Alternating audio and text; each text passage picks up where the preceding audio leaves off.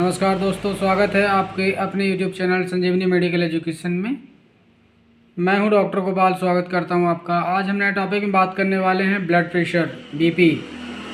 इसे आम भाषा में बीपी के नाम से जानते हैं। मेडिकल टर्म्स को ब्लड प्रेशर बोलते हैं और उसको हाइपरटेंशन भी कहा जाता है। वो कौन कौन से कारण हैं हाइपरटेंशन के या हाई बीपी के? ब्लड प्रेशर क्या होता है, ब्लड प्रेशर क्यों होता है, कितने प्रकार का होता है, कितना नॉर्मल ब्लड प्रेशर होता है, कितना एबनॉर्मल होता है, किस कारण से ब्लड प्रेशर हाई होता है, क्या लक्षण दिखाई देते हैं, क्या जांच होनी चाहिए, क्या ट्रीटमेंट होनी चाहिए, सारी चीज़ें हम आज पढ़ेंगे ब्लड प्रेशर के टॉपिक में। तो चलिए शुरू करते हैं। हाई ब्लड प्रेशर या हाइपरटेंशन। हाई ब्लड प्रेशर या हाइपरटेंशन वह कंडीशन है जिसमें ब्लड प्रेशर हमारे बॉडी की नॉर्मल ब्लड प्रेशर से वो लेवल ऊपर की तरफ चला जाए, नॉर्मल लेवल से अपर लेवल पे चला जाए, उसे हाइपरटेंशन या हाई ब्लड प्रेशर बोलते हैं। नॉर्मल ब्लड प्रेशर एक हेल्दी ह्यूमन बींग्स का, एक स्वस्थ इंसान का, स्वस्थ मनुष्य का नॉर्मल बीपी 120 से 80 mmHg तक होता है। मतलब ऊपर वाला सिस्टोलिक ब्लड प्रेशर 120 से 130 mmHg और डायस्टोलिक प्रेशर 80 से 90 mmHg तक नॉर्मल मानी जाती है। अगर इस वैल्यू से अगर ऊपर किसी पेशेंट का बीपी बढ़ता है तो आप उसे प्री हाइपरटेंशन बोलते हैं। अगर ये 140 mmHg सिस्टोलिक ब्लड प्रेशर है, 90 mmHg डायस्टोलिक ब्लड प्रेशर है, तो इसे हम प्री हाइपरटेंशन यानी कि बीपी की प्राथमिक अवस्था की स्टेज हम मानते हैं कि आगे चल के इसको ब्लड प्रेशर की बीमारी हो सकती है या हाइपरटेंशन की बीमारी हो सकती है। अगर इन दोनों ही स्थिति में ब्लड प्रेशर आगे निकल जाए, हाई लेवल में पहुंच जाए, 140 से एबव हो जाए, ऊपर की चले जाए, ऊपर की तरफ चले जाए, तो उस कंडीशन को हम हाई ब्लड प्रेशर, हाइपरटेंशन या हाई ब्लड प्रेशर का पेशेंट कहते हैं। तो चलिए शुरू करते हैं, क्यों होता है आखिर ये हाइपरटेंशन, ईटियोलॉजी क्या है, क्या कारण है इसके हाइपरटेंशन के। चलिए तो शुरू करते हैं कारण। तो पहला कारण है टेंशन।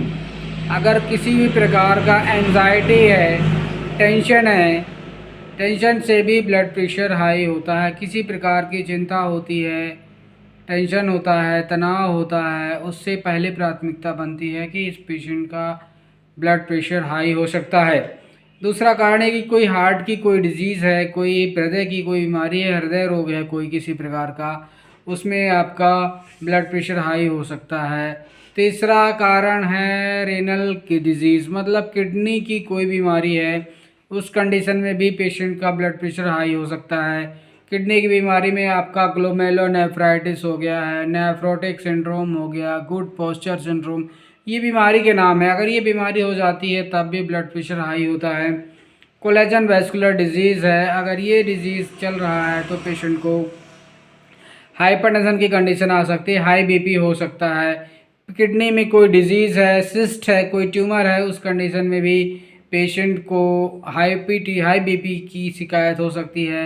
रेनल आर्टरी स्टेनोसिस है, किडनी को जो ब्लड सप्लाई करती है, जो रक्त की धमनियाँ जो होती हैं वो किडनी को ब्लड सप्लाई करती है, अगर वो सक्रिय हो जाए तो उस कंडीशन में भी पेशेंट को आपका रेनल आर्टरी स्टेनोसिस के कारण हाई बीपी हो सकता है। तीसरा एंडोक्राइन का, मतलब कि ऐसा ग्लैंड से रिलेटेड कोई बीमारी है, ग्लैंड से रिलेटेड जैसे कोई ट्यूमर हो गया ब्रेन में या थ्रॉट में या थायराइड ग्लैंड में कोई ट्यूमर हो गया, उस कंडीशन में भी हो जाता है। या कंजेनाइटल कोई ऐसी बीमारी है, जन्मजात कोई ऐसी ट्यूमर्स हैं बॉडी में जिसके कारण ब्लड प्रेशर हाई हो जाता है। लगातार अल्कोहल का सेवन करने से, शराब पीने से भी ब्लड प्रेशर बढ़ने लग जाता है। लगातार कुछ ऐसी दवाइयाँ खाने से, एनाबॉलिक्स जैसे स्टेरॉयड्स हैं, कॉर्टिकोस्टेरॉइड मेडिसिन है, डेक्सामेथासोन है, बेटनेशॉल है, ये मेडिसिन लगातार ड्रग कंटिन्यू लॉन्ग टर्म लंबे समय तक खाई जाए तो उस कंडीशन में पेशेंट को हाई बीपी हो सकता है। गर्भ निरोधक दवाइयाँ अगर लगातार आप खा रहे हैं तो उससे भी आपको हाई बीपी की शिकायत हो सकती है। तो लॉन्ग टर्म अगर गर्भ निरोधक दवाइयाँ या पिल्स या टैबलेट्स का उपयोग आप करते हैं, उस कंडीशन में भी बीपी की शिकायत आपको बढ़ सकती है। तीसरा, कोई दर्द निवारक दवाई अगर आप लंबे समय से खा रहे हैं और उसका उपयोग लंबे समय से कर रहे हैं तो आपकी किडनी को डैमेज करती है। तो किडनी यानी कि रीनल इंड्यूस हाइपरटेंशन हो सकता है, यानी कि दवाइयों के कारण जो बीपी हाई होती है उसे ड्रग इंड्यूस्ड हाइपरटेंशन कहते हैं। दवाई के कारण जो बीपी हाई हो रही है वो ड्रग इंड्यूस्ड हाइपरटेंशन कहलाता है।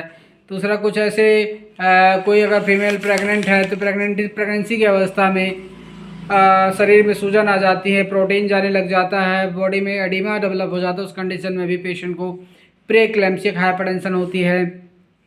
वो पार्ट टाइम के लिए रहता है, जैसे ही आप डिलीवरी हो जाती है पेशेंट का कंप्लेन अपने आप सबसाइड हो जाता है। तो क्या क्या लक्षण दिखते हैं, क्या क्या लक्षण दिखाई देते हैं अगर किसी पेशेंट को हाई बीपी हो गया है? तो सबसे पहला लक्षण तो इसमें यह है कि ज़्यादातर जो पेशेंट होते हैं असिम्प्टोमेटिक रहते हैं, इनको कोई तकलीफ दिखाई नहीं देती है। अगर 150 mmHg तक ब्लड प्रेशर रहता है तो रूटीन एग्जामिनेशन, जब हम कभी कोई पेशेंट कहीं जाता है ब्लड प्रेशर अपना एग्जामिनेशन कराता है, चेक कराता है, तो फाइंड आउट होता है कि आपको ब्लड प्रेशर की शिकायत है, आप ब्लड प्रेशर के मरीज हैं, आप उसको तकलीफ़ पता चलती है। ज़्यादातर पेशेंट को पता नहीं चल पाता है कि इसके क्या क्या परेशानी है, कि इसको ब्लड प्रेशर का पेशेंट है या नहीं है। हिस्ट्री पे पता चलता है कि आप अल्कोहल लेते हैं, स्टेरॉयड मेडिसिन लेते हैं, दर्द निवारक दवाई लेते हैं, कुछ ऐसे एजेंट्स लेते हैं जिसके खाने से ब्लड प्रेशर बढ़ता है। और किसी को ज़्यादा अगर ब्लड प्रेशर की शिकायत रहती है तो उसको सिर में दर्द रहता है, हेडेक रहता है, ट्रांसिएंट हेडेक होता है, ये सामने हेडेक होता है, बॉक्सीपिटल हेडेक होता है, सिर के पिछले हिस्से में दर्द होता है, सामने हिस्से में दर्द होता है, चक्कर आता है, घबराहट होती है, बेचैनी होती है, पसीना आता है, छाती में धड़कन बढ़ जाती है, धक धक धक धक तक तकलीफ बढ़ जाती है, चेस्ट पेन होता है जिसे अपन कहते हैं, पसीना आने लग जाता है, घबराहट होने लग जाती है। ये कुछ क्लासिकल सिम्टम्स दिखाई देते हैं जिससे फाइंड आउट करने पे हेल्प मिलती है। अगर पेशेंट अपना एग्जामिनेशन कराता है तो रोल्ड आउट पता करता है, डॉक्टर के एग्जामिनेशन से पता चलता है कि आज पेशेंट को हाई बीपी की शिकायत है, तो उससे कारण को फाइंड आउट करना पड़ेगा, किस कारण से ये ब्लड प्रेशर बढ़ रहा है।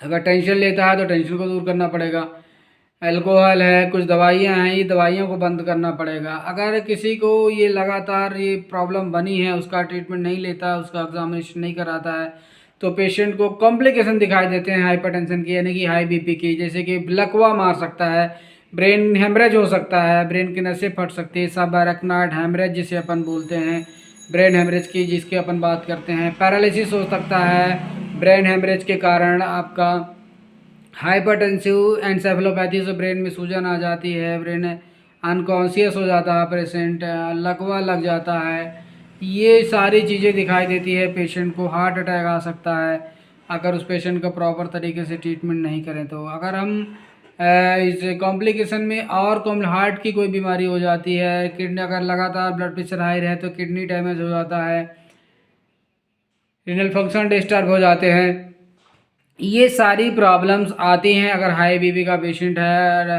हाइपरटेंसिव रेटिनोपैथी होती है, मतलब आँख की रेटिना डैमेज होती है, जिससे आँख में धुंधला दिखाई देता है, आँख की रेटिना अगर डैमेज हो जाती है तो आम इंसान अंधा भी हो सकता है। हाइपरटेंसिव रीनोपैथी होता है, हाइपरटेंसिव रीनोपैथी का मतलब है अगर पेशेंट का लगातार हाइपरटेंशन है यानी हाई बीपी है तो उसकी किडनी खराब हो सकती है, उसकी आँखें खराब हो सकती हैं। ये दो चीज़ें बहुत ज़्यादा कॉम्प्लिकेटेड रहती हैं अगर पेशेंट किसी प्रकार की दवाइयों का सेवन नहीं करता है, अगर अपने ब्लड प्रेशर को कंट्रोल नहीं करता है तो चलिए अब बात करते हैं ट्रीटमेंट की। तो ट्रीटमेंट में अपन क्या दे सकते हैं? तो फर्स्ट में ट्रीटमेंट दो तरह से ट्रीटमेंट डिवाइड किया गया है हाई बीपी का। एक है डाइट थेरेपी, दूसरा कंजर्वेटिव थेरेपी। कंजर्वेटिव थेरेपी में पहला डाइट थेरेपी, दूसरा मेडिसिन थेरेपी। कंजर्वेटिव थेरेपी में, डाइट थेरेपी में आपका लो साल्ट इंटेक है, मतलब नमक कम मात्रा में खाना है, कोलेस्ट्रॉल फ्री डाइट लेना है, आपको चिकनाई युक्त खाना नहीं खाना है, तेल नहीं खाना, घी नहीं खाना है, डालडा नहीं खाना है, पूड़ी नहीं खाना है, पराठा नहीं खाना, तेल से बनी हुई चीज़, किसी प्रकार के तेल से बनी हुई चीज़ का सेवन आपका नहीं करना है, घी डालडा से परहेज़ करना है, आपको लो कोलेस्ट्रॉल डाइट लेना है, लो फैट डाइट लेना है, साल्ट कम लेना है।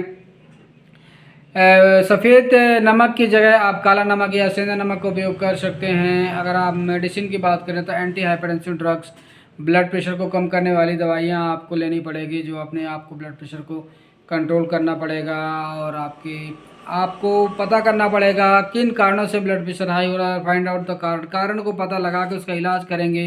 अगर आप कोलेस्ट्रॉल बढ़ा हुआ है तो कोलेस्ट्रॉल की जांच कराएंगे, और दूसरे ब्लड एलिमेंट्स अगर डिस्टर्ब है तो उसकी जांच करनी पड़ेगी। ये सारी जांच अगर आप जब करा लेते हैं तो आपको कारण का पता चल जाता है, और अगर आप कारण का जब ट्रीटमेंट हो जाता है तो आपका ब्लड प्रेशर अपने आप नॉर्मल हो जाता है। ये रही आपका ब्लड प्रेशर की बात। ब्लड प्रेशर की कुछ दवाइयाँ हैं, जैसे आपका टेलमिशॉर्टन है, अम्लोडिपिन है, एटेनोल, ये आपके डॉक्टर की देख रेख में आपको ये दवाइयाँ खानी चाहिए।